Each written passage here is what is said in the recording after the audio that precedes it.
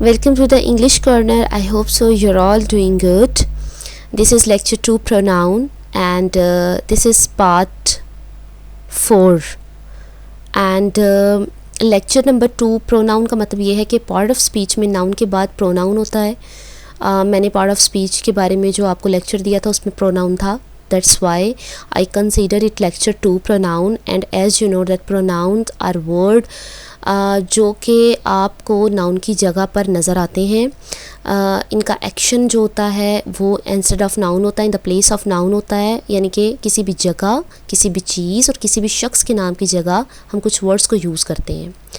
वो प्रोनाउन ही होते हैं लेकिन उनमें टाइप्स होती हैं. जस्ट लाइक मैंने आपको नाउन और नाउन की टाइप्स बताई हैं, सो सेम लाइक दिस बहुत सारी टाइप्स मैं इससे पहले बता चुकी हूँ और इसके बाद भी कुछ टाइप्स रहती हैं. तो अगर आपको किसी भी टाइप के बारे में इंफॉर्मेशन लेनी हो और मेरी वीडियो आप देख लें फिर भी आपको लगे कि कुछ रहता है, सो यू कैन ईज़िली आप कमेंट करें और मैं इंशाल्लाह ताला मज़ीद डिटेल में बनाऊंगी.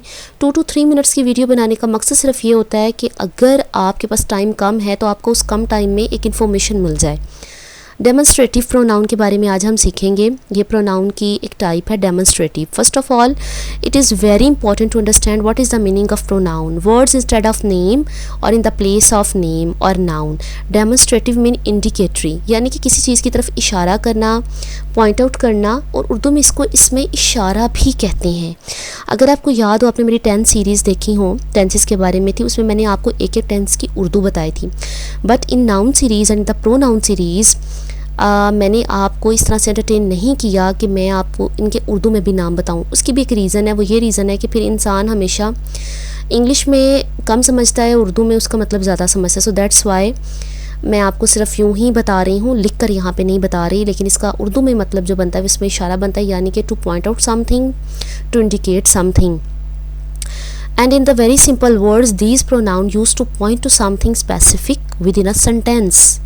कोई भी स्पेसिफिक चीज़ को जब आप इंडिकेट करते हैं, पॉइंट आउट करते हैं, तो वो प्रोनाउन, वो वर्ड्स जो इंडिकेट करने के लिए यूज़ होते हैं वो होते हैं डेमोन्स्ट्रेटिव प्रोनाउन. प्लीज़ यहाँ पे अगर आप देख सकें तो आपको कुछ चीज़ें नज़र आ रही हैं. पहले तो आप इन पिक्चर्स में देखें कि वो पॉइंट कर रहा है. किसको पॉइंट कर रहा है? A football. Then he is pointing something and then उसने कुछ पकड़ा हुआ है एंड यू नो क्या है ये? This one is laptop and this one is kite. तो ये पॉइंट आउट करता है. इन्हीं पॉइंट आउट करने के लिए जो वर्ड्स यूज़ होते हैं, कौन से वर्ड यूज़ होंगे? This, these, that and those. This हमेशा करीबी चीज़ के लिए यूज़ होता है और जब करीब में बहुत सारी चीज़ें हों तो उनके लिए दीज यूज़ होता है.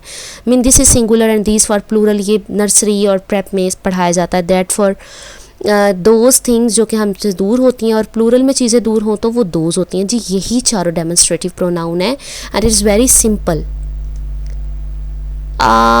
ये एक छोटा सा सेंटेंस है, इसको ज़रा पढ़ते हैं. English book is good, this book is written by Oscar wild.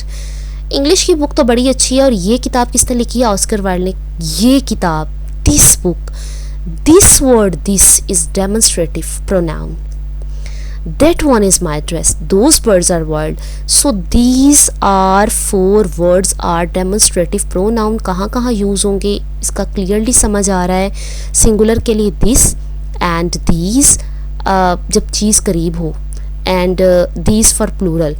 That for single thing जो कि हमसे दूर है, and those for things जो कि हमसे दूर हैं लेकिन plural form में है. I think so it's very easy and stay tuned for more videos. And if you want to learn something else, please comment box में मुझे बता दें.